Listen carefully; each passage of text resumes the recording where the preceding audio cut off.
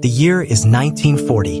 Across Europe, a shadow has fallen. From the fjords of Norway to the beaches of France, from the forests of Poland to the lowlands of Belgium, the black eagle of Nazi Germany spreads its wings over a continent. And at the center of this empire stands one man, Adolf Hitler, the Austrian corporal who has risen to become the most powerful leader in Europe. To the millions who gather in Berlin squares, who line the streets of conquered cities, who listen to his voice crackling through radio sets across the Reich, Hitler is nothing less than a miracle worker. He has restored German pride after the humiliation of Versailles. He has given work to the unemployed, purpose to the directionless, and power to a nation that was on its knees just 2 decades earlier. His armies have achieved what Kaiser Wilhelm's forces could not: total victory over France in just 6 weeks. The British Expeditionary Force has been driven into the sea at Dunkirk. Poland has been erased from the map. Denmark and Norway have fallen without meaningful resistance. To many, Hitler appears to possess an almost supernatural ability to bend history to his will. But behind the carefully choreographed spectacle of Nazi triumph, behind the thunderous applause and the forest of raised arms, cracks are already beginning to form in the foundation of the Third Reich. What the world sees is a monolith of German efficiency and unity. What it cannot see are the rivalries, the miscalculations, the fatal character flaws, and the delusional thinking that will, within just 5 short years, bring this seemingly invincible empire crashing down in flames. The Nazi regime has mastered the art of propaganda, the science of mass manipulation. But propaganda, no matter how skillfully crafted, cannot forever mask reality. And the reality is that Nazi Germany, for all its apparent strength, is built on contradictions that even Hitler's considerable charisma cannot permanently reconcile. The men who surround Hitler are not the loyal band of brothers that Nazi propaganda portrays. They are ambitious politicians, each building his own empire within the Reich, each competing for access to power, each harboring his own vision of what Nazi Germany should become. Rudolf Hess, the deputy Führer and Hitler's most devoted follower. Heinrich Himmler, the mild-mannered chicken farmer who has become the architect of terror. Hermann Göring, the World War I ace pilot now commanding the Luftwaffe. Joseph Goebbels, the brilliant propagandist who understands the power of myth better than perhaps any man alive.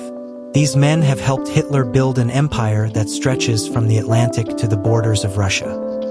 But empires built on personality and ideology rather than solid institutional foundations are inherently unstable.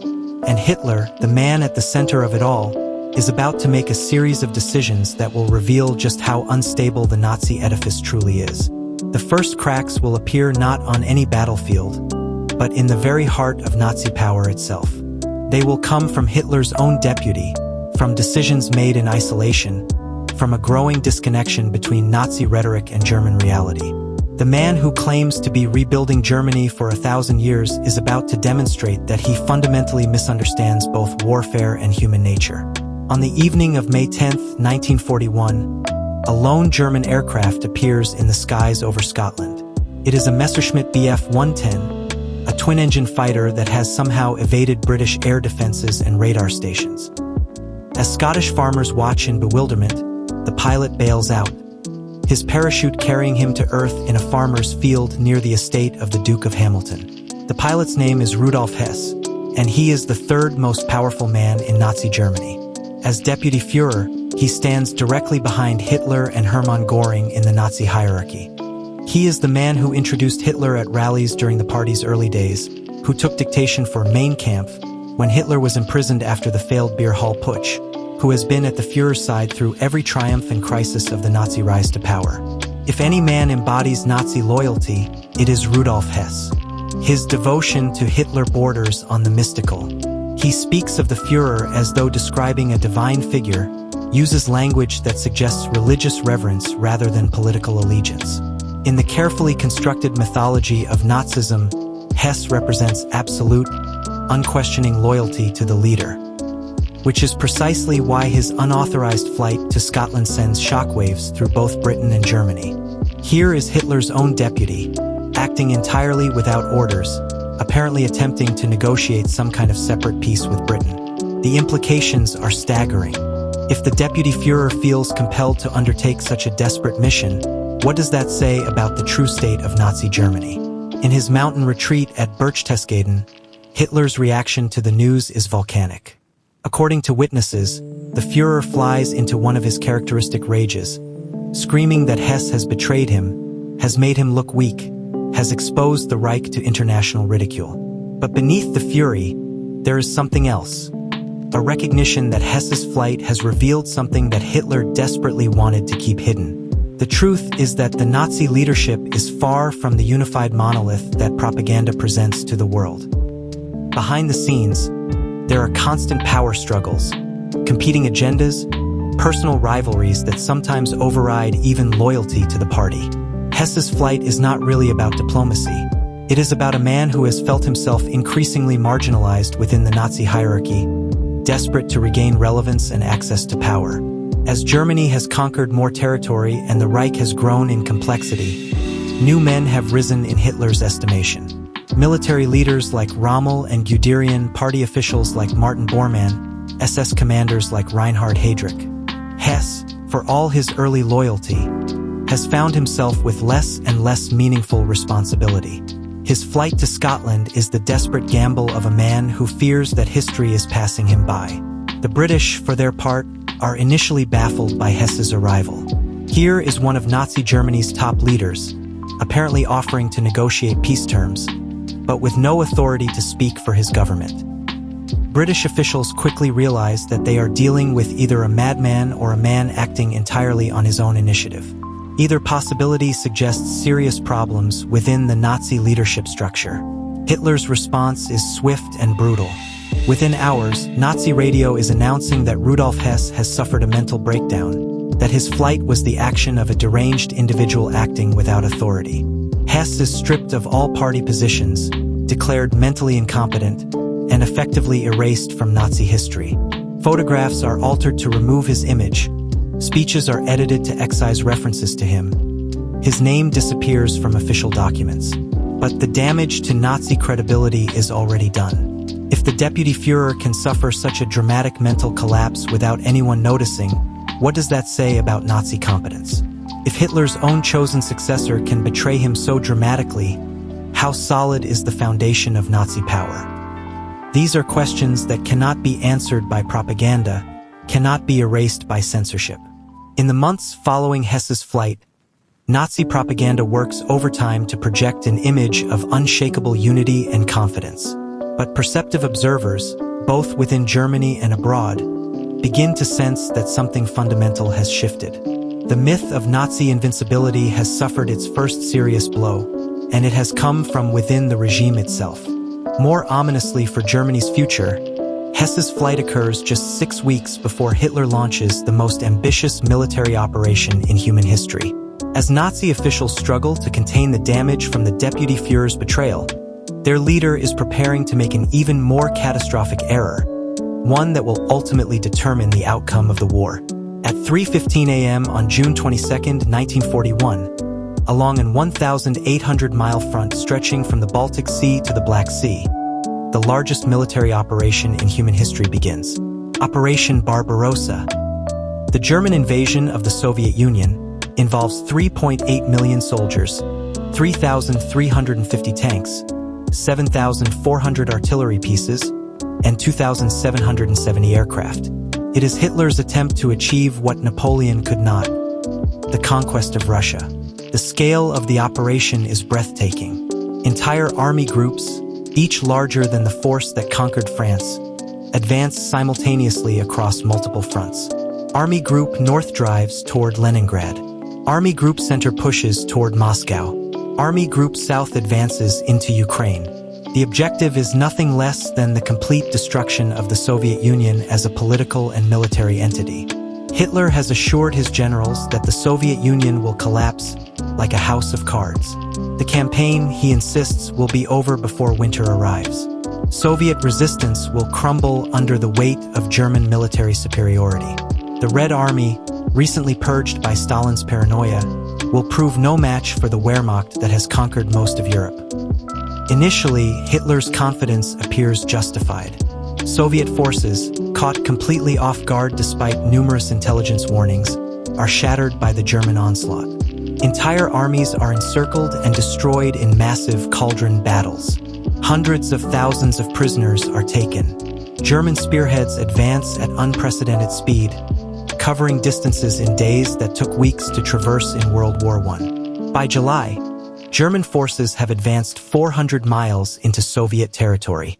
By August, they have captured Kiev and are approaching Leningrad.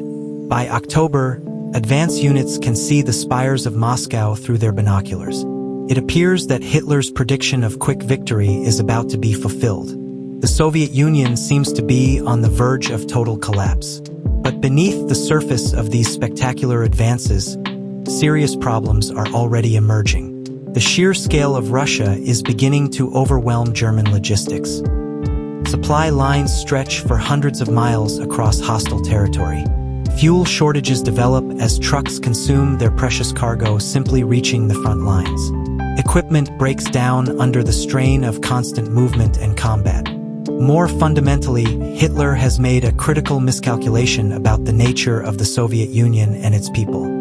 He has convinced himself that the USSR is nothing more than a ramshackle collection of oppressed minorities held together by Jewish Bolshevik terror.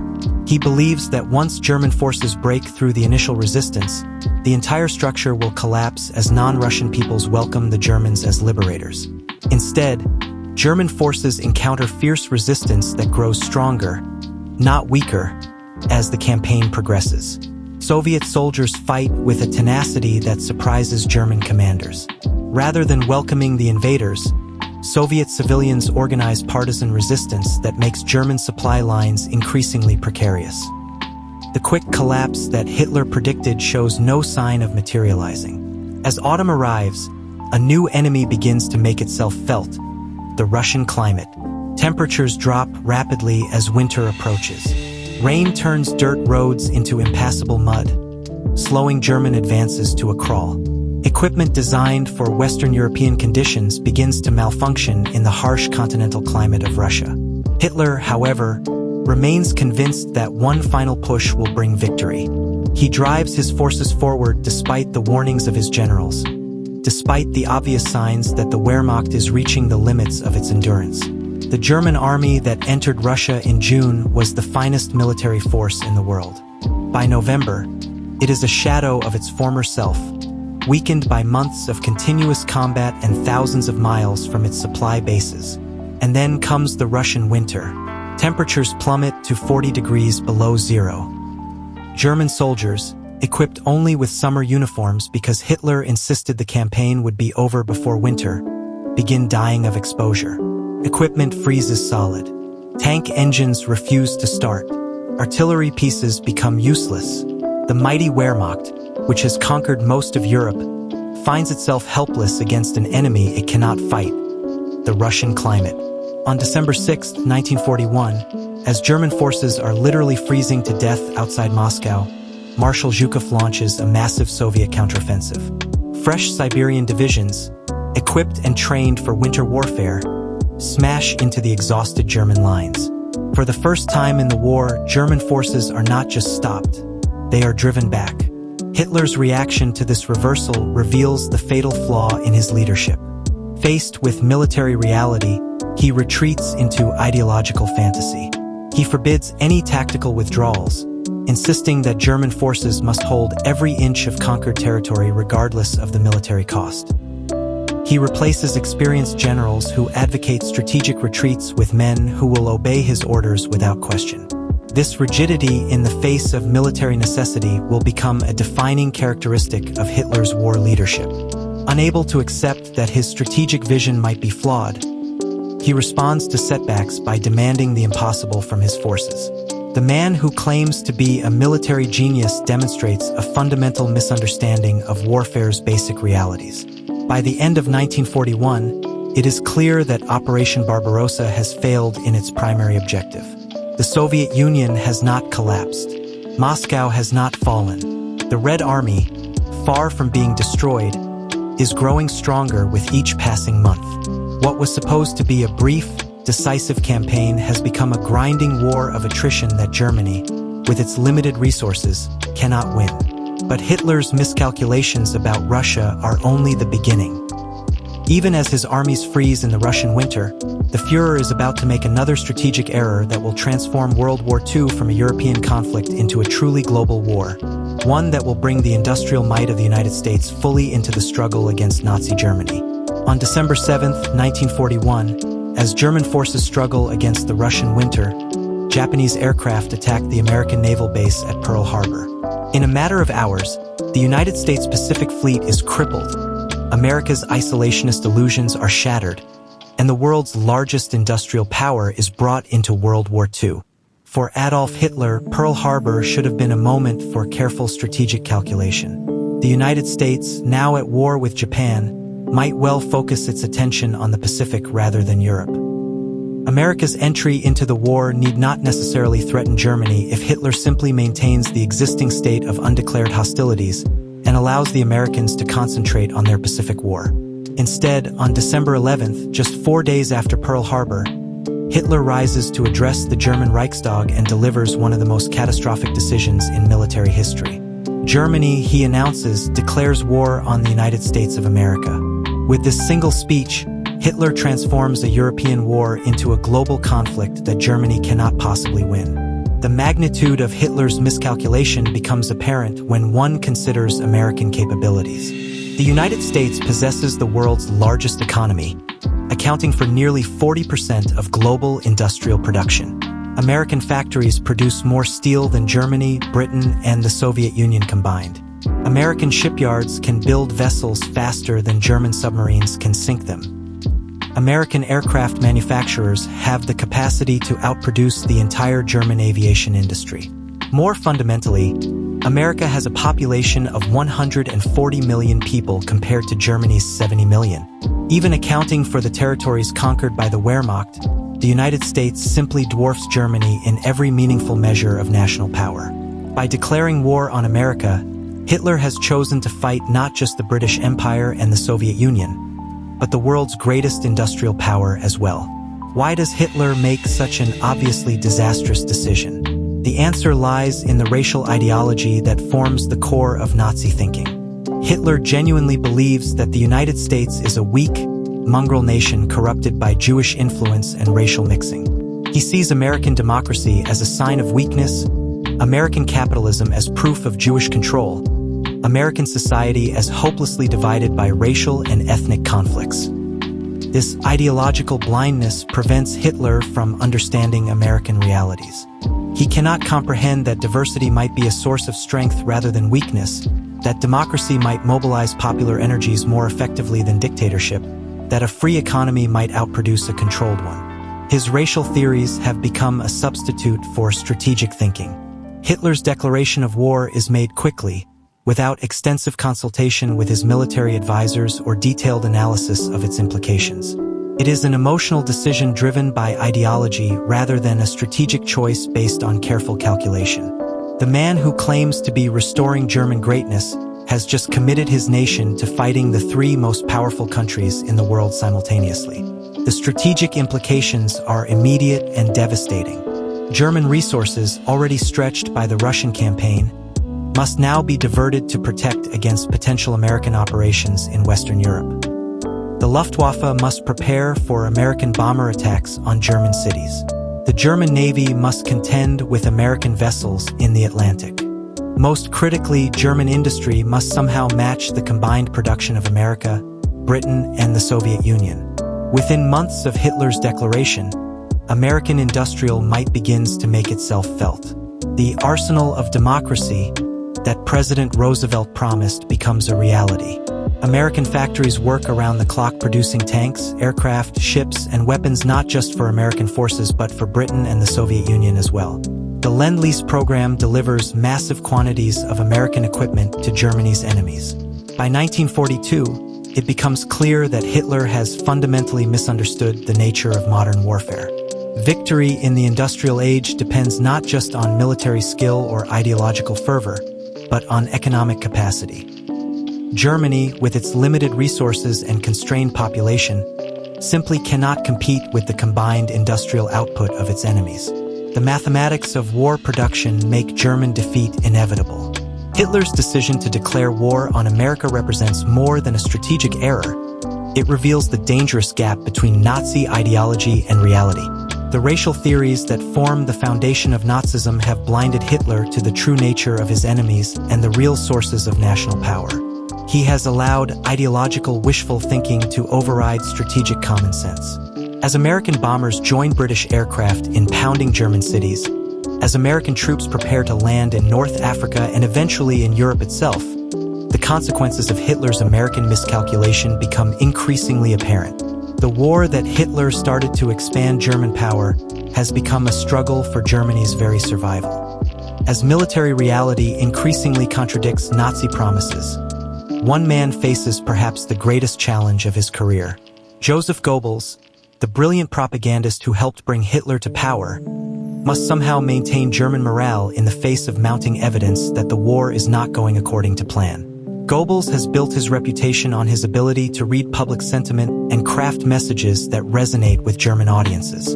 Throughout the 1930s and the early war years, his propaganda has focused on German superiority, inevitable victory, and the Führer's genius. Nazi media has promised the German people that their sacrifices will be brief and their victory total. This message worked perfectly when German forces were conquering Europe with apparent ease. Each new victory seemed to confirm Nazi claims about German superiority and Hitler's strategic brilliance. The propaganda machine could simply amplify the good news from the front lines, adding ideological interpretation to military success. But by 1943, the military situation has changed dramatically. The German Sixth Army has surrendered at Stalingrad. Allied bombers are reaching German cities with increasing frequency. Casualty lists are growing longer. Food rationing is becoming more severe. The reality of German life increasingly contradicts the optimistic messages coming from Nazi propaganda. Goebbels, ever the astute observer of public opinion, recognizes that the old propaganda narrative is no longer sustainable. Germans are experiencing the war's harsh realities firsthand. They can hear the Allied bombers overhead, can see the casualty notices in their local newspapers, can feel the effects of shortages and restrictions in their daily lives. On February 18, 1943, just weeks after the Stalingrad disaster, Goebbels delivers his response to this propaganda crisis. At the Berlin Sports Palace, before a carefully selected audience of party faithful, he gives what will become known as his total war speech. It represents a fundamental shift in Nazi messaging. Gone are the promises of quick victory and easy triumph. Instead, Goebbels speaks of heroic endurance, of German resilience in the face of overwhelming odds, of the nobility of sacrifice for the fatherland. Do you want total war? He asks the audience. More total and more radical than we can even imagine today? The crowd roars its approval, but the very need to ask such questions reveals how desperate the situation has become. The total war speech represents Goebbels at his most skillful. Unable to promise victory, he instead glorifies struggle. Unable to deny German setbacks, he reframes them as evidence of German nobility. Unable to promise that the war will end soon, he argues that prolonged conflict proves German moral superiority over their enemies. But even Goebbels' considerable skills cannot indefinitely bridge the gap between propaganda and reality. As the war drags on, as German cities burn under Allied bombing, as casualty lists grow longer, even the most skillfully crafted messages begin to lose their effectiveness. Propaganda requires at least some connection to lived experience to maintain credibility. The Allied bombing campaign poses a particular challenge to Nazi propaganda. Goebbels initially tries to frame the attacks as evidence of Allied desperation and war crimes. But as the bombing intensifies and German air defenses prove inadequate, it becomes increasingly difficult to maintain that Germany is winning the war when German cities are being systematically destroyed. More problematically for Nazi messaging, the bombing demonstrates that German air defenses cannot protect the homeland. The Luftwaffe, once portrayed as invincible, is clearly unable to prevent Allied aircraft from reaching their targets. The government that promised to make Germany great and secure has left its citizens vulnerable to enemy attack. Goebbels attempts to adapt his message to these changing circumstances. But he faces an impossible task. How do you maintain morale when promising victory while preparing people for defeat? How do you inspire confidence while acknowledging desperate circumstances?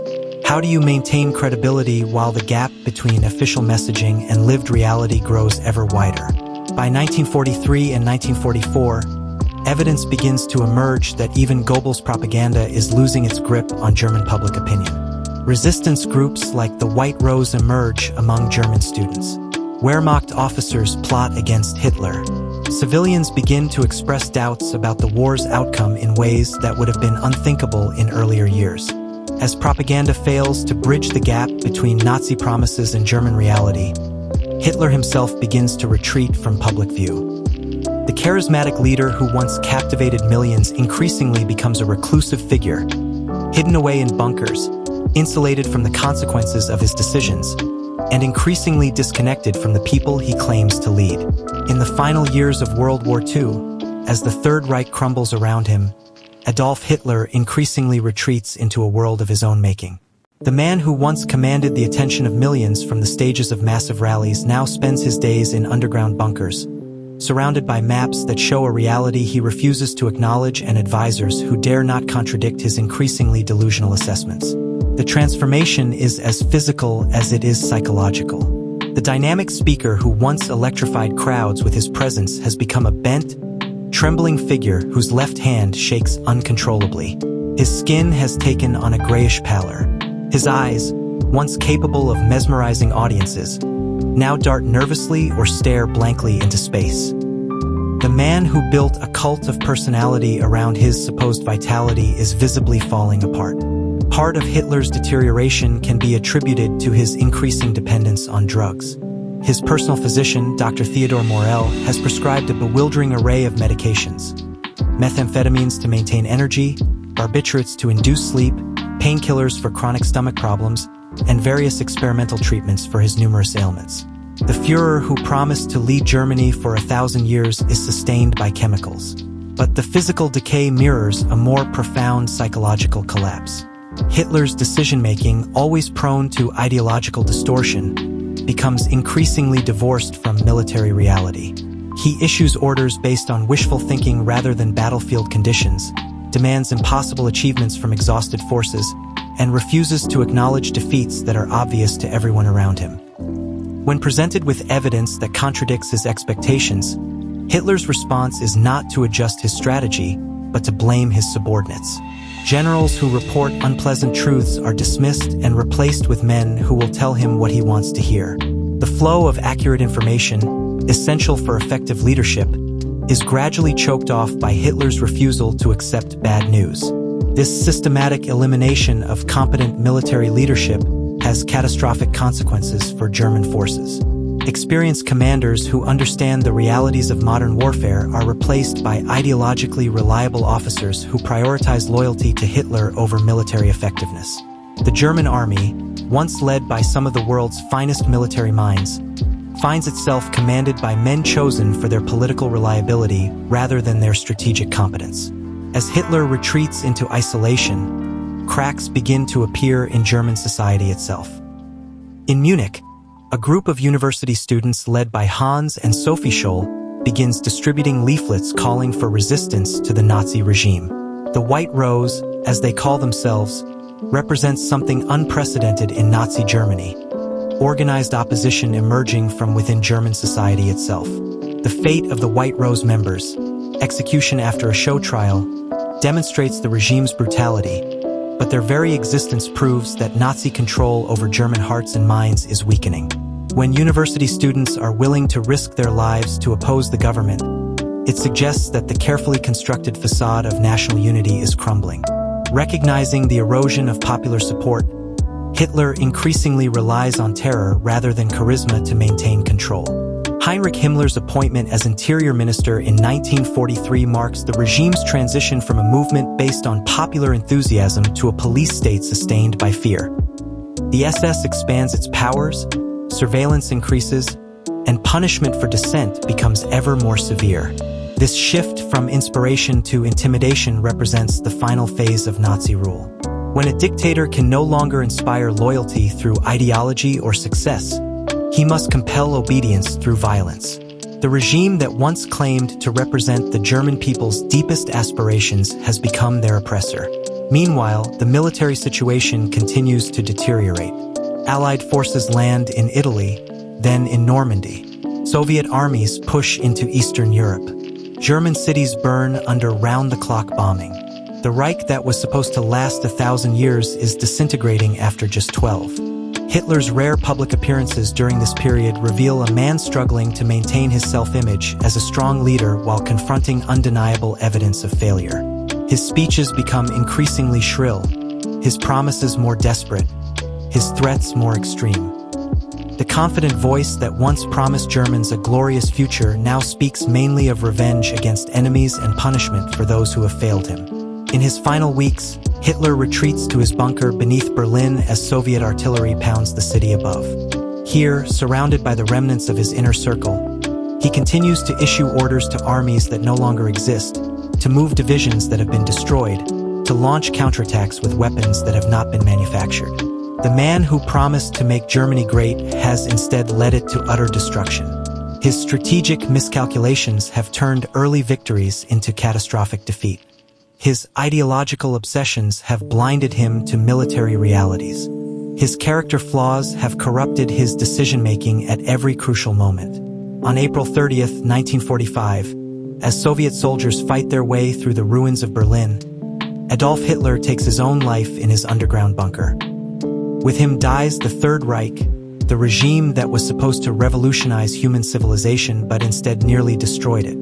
The blunders that began with Rudolf Hess's flight and escalated through the Russian invasion, the American declaration of war, and Hitler's final retreat into madness have led to this moment. The complete collapse of Nazi Germany and the revelation of the regime's ultimate criminality. The cracks in the Third Reich that first appeared in 1941 have widened into the complete destruction of Hitler's empire.